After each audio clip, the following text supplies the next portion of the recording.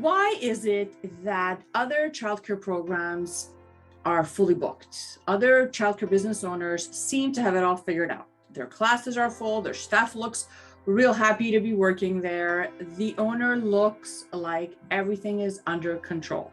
While other childcare business owners, well, that's a different story. They're struggling for enrollments. No one's calling to booking a tour. No one even knows that they exist. My name is Rizakos, and in the next 5-10 minutes or so, I am going to walk you through how to do a very quick and simple audit of your marketing strategy so that you can pinpoint what's not working and then go in and fix it. My name is Rizakos, and I am the founder of childcarebusinessmarketing.com. It is a marketing agency where we work one-on-one with struggling childcare business owners, developing and implementing a marketing strategy that works best for them. So I know as childcare business owners, it is our calling to work with young children. It's not just anyone that decides to venture off and to either open a home daycare or take a job as a director in a childcare center. And I know that when you're working with young children, you have a lot of things to do, right? A lot of my clients tell me I don't have time to think about marketing or ads or updating our social media platforms. If there's one thing that I want you to walk away with after you've watched this 10-minute video, it is that loving children and being amazing at what you do is not enough when you're running a business, because you are running a business, okay? And when you're in business, you have to make sure that you are consistently taking your business and placing it in front of eyeballs. That is your job. It's not the family's jobs in your community to go out and find you. It is your job to be strategically showing up in all the right places, okay? So I want to show you real quickly how to do an audit of 3 areas of your business, of your marketing strategy. So if you want, take some notes, make sure that you go in and you check these points so that they're working for you, so then you can move on to the other step after that, okay? So the first point of contact that I want you to think about is your online platform, your website, right? When you're marketing, the key here is that you want to be generating traffic, eyeballs, to your platforms, okay? So one of the best ways to do that is by having a very simple website, a .com type of website where you are, showing people that land on this website what you have to offer, okay? It has to be mobile friendly. No links should be broken. You have to have all the right information and pages on this platform, and it has to be optimized. You have to make sure that you're thinking of your ideal family, where they're at right now and what they're searching for actively when they go on Google and they're looking for a daycare, a childcare center, or a preschool program close to them, okay? So think about those words. What is it that a parent that is looking for a daycare right now in your community, what are they looking for? What are they typing up when they are on Google? Is it a Christian preschool? It is a half-day program? Is it a Montessori school, right? What are these words that they're using? And when you know that, then it's really important for you, once you're developing your website, or if you're updating it, if you haven't already, to make sure that you can find these words on the pages, okay? That's really, really important so that your website can pop up when someone is searching. Your website should have a link that connects anyone that wants to follow you on Facebook or Instagram, right? It should be real clear and simple. And most importantly, it should also have a place where you can start collecting leads or email addresses. When you go on a website and there's a form that pops up as soon as you're on the homepage, and it's asking you to give them their name and email address in return for something. So 10% discount, a free newsletter, a coupon code, whatever it is, you decide what works best for you, but you have to have some type of place where someone can just go in and put their information so that you can start growing your email list, okay? The information that you also decide to post on your website is also really important. I see a lot of my clients, they make this mistake of not having their own face or pictures of their center on their website. Like, it's nowhere to be found. All I see is generic images of pictures that they've either bought on iStock or just download it for free, and they use that as their website. And that is so impersonal, you guys. You want to make sure that when a parent is interested in your program, they want to know what the owner looks like, what the inside of the space looks like. I mean, this is where their child is going to be spending most of their time, right? They want to know about your program, your curriculum, about your story, like how long have you been doing this? What are the values of your center? What is the mission? What types of things are the kids are going to be, what they're going to be doing, every single day. So like a daily schedule or routine. You want to make sure that you have all that information accessible on your website. I would also add a policies handbook page. It's real simple because this way you can actually give access to this to your clients. And then they can look through that before they book a tour or proceed to enrollment. I just think that it makes things a little bit easier. But nevertheless, you have to make sure that it is skimmable, that the pictures are high definition, and that when someone lands on your website, it is a peek as to what their child is going to be experiencing once they sign up in your program, right? You don't want to be talking about Montessori and all sorts of things like that. And then when someone actually comes and visits or signs up, there's Montessori just one time a week, and the rest of the week you're doing something else, right? So you have to make sure that those two coincide, and you have to make sure that you are delivering what you promised, okay? The other platform that you want to audit is your social media platform. So as a business owner, it's no secret that social media has changed the game.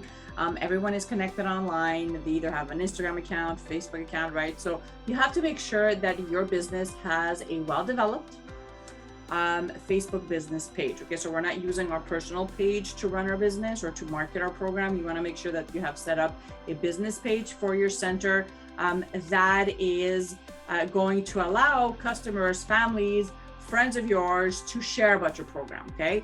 On your business page, though, there's a few things that you have to make sure that you are doing. Number one is posting consistently, okay? So gone are the days where we used to post something on our Facebook business page and then all, let's say, 1,000 followers of ours just automatically got the update. It does not work like that anymore. And you have to understand that creating consistent content is really, really important, okay? So I said consistent content. So that means Monday to Friday, have some type of schedule where, Monday we'll post this, Tuesday we have this going on, Wednesday we'll share a review or testimonial, Thursday is when, let's say, I go live and I share about an activity that we're doing, right? You have to make sure that you set up a 5 or 6 day schedule and you post content according to that consistently. And I know this takes time, and I know a lot of people get really stressed out about it, but one of the best things that you can do as a business owner is get real intentional with your social media. Like, there's no time for scrolling, there's no time for looking at videos.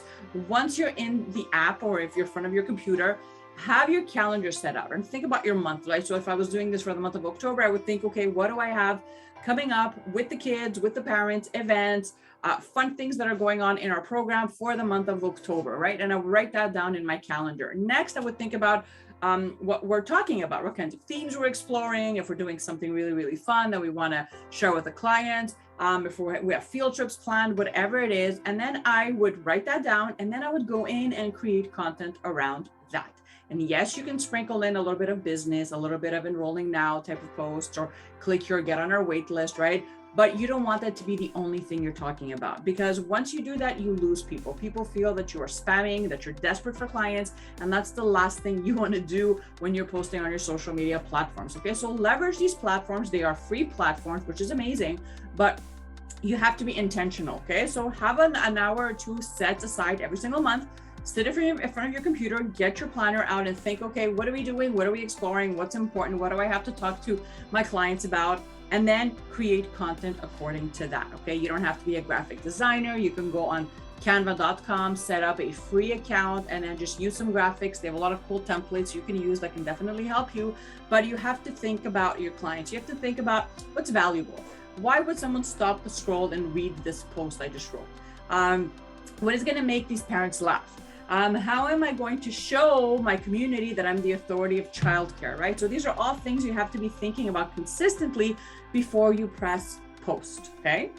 On top of that, when we're thinking of social media platforms, you have to make sure that your images are high definition, that they are aligning with what your program is about. If you have a tagline or a logo, make sure you use them. If you are someone that loves video, maybe record a very short video and pin it at the top of your page. So then once someone starts following your page, they could just click on that and hear a little bit about you and your program and why you started this business. So there's a lot of little things you can do, but it's really, really important that you go through the description area and all those tabs, your events tab and your services tab, and you make sure you complete them properly, that the links are all working well, that your information is proper, so that when someone wants to reach out to you, those links are going to work, okay? And once you get the hang of this, once you start creating content and you start engaging with clients, and people are starting to tag their friends or share your posts on their own profiles, then you have to start thinking about, okay, how else can I get more traffic? Because again, Facebook is not going to show these posts to everyone that's following you. So if you have 1,000 people following you, 2 or 3% are actually going to see what you're posting, which kind of sucks. But what you can do after that is you can leverage Facebook ads off of your business page. Okay, so Facebook ads is basically your content with some money behind it. That's all it is. Okay, so you would record, let's say, videos and create a video views campaign. Once you do that, you can start boosting weekly posts for as little as $5, right? It doesn't have to break the bank. What this is doing, it is going out in Facebook land and it's getting in front of more eyeballs, which is what we want. We want our content, our posts, our website, our social media platforms to get in front of more eyeballs. And if you want to leverage, let's say, $5 or $10 in your week, maximum $25 a week, then you can definitely start a really interesting campaign and to get more traffic onto your website that is only going to help you and your business, okay? So no marketing strategy is complete without the sale, obviously, right? That's the end point. This is why we're directing traffic and creating all this content and getting in front of more eyeballs, because we want to make sure that people are kind of moving along right in our strategy and they're calling us or emailing us to book a tour and then to eventually enroll, okay? But what happens when you're getting a lot of people booking tours, they show up and they don't sign up? What does that tell you? Well, that tells me that you are not delivering on what you promised. That tells me that there's something off. As soon as they meet you and they walk in your space, that there's something off that is kind of preventing them from taking the next step, okay? And instead of feeling bad about this or thinking that, oh my gosh, it's hopeless, you have the power right now to fix that, okay? So think about your environment. What does it look like? Is it stimulating? Is it clean? Is it organized? Think about the paperwork and all that stuff that you hand over to the parents. What does that look like? Okay, is it professional looking? Is there a logo? Is it, is it something that parents are going to take and really think, wow, she means business, right? Think about your staff. If you have staff, are they inviting? Are they smiley? Do they love what they do as a job? Okay. Think about your program. Let's say you are talking, let's say you are creating content and you're just sharing all about your bilingual program. And then, a parent comes and visits your center and all they hear around them and the kids and all they see around them is just one language. Well, you have to make sure that you're delivering on what you promised. That's what I'm getting at, okay? And that is really, really important, because all this work of directing traffic and getting people to sign up for your newsletter and getting people to follow your business page does not mean squat if once you're getting them to come in the door and book a tour with you, you're not signing them up as customers because there's something lacking in the quality of your program, okay? So as a business owner, you have the power to kind of think about what's going on in your program, what you can fix, what you can change to make that better. So once you do that, then you have a solid marketing strategy that is only going to help you boost enrollments and really get your program on the map. But what if I looked at your childcare marketing strategy and showed you how to boost enrollments, create valuable content on your social media platforms, but also how to really take your program and put it on the map? Would that interest you? If it does, I am giving away free marketing audit calls. All you need to do if you're interested is click the link under the video. There's a few questions to answer, and then you pick a time and a date and you show up and we will take it from there.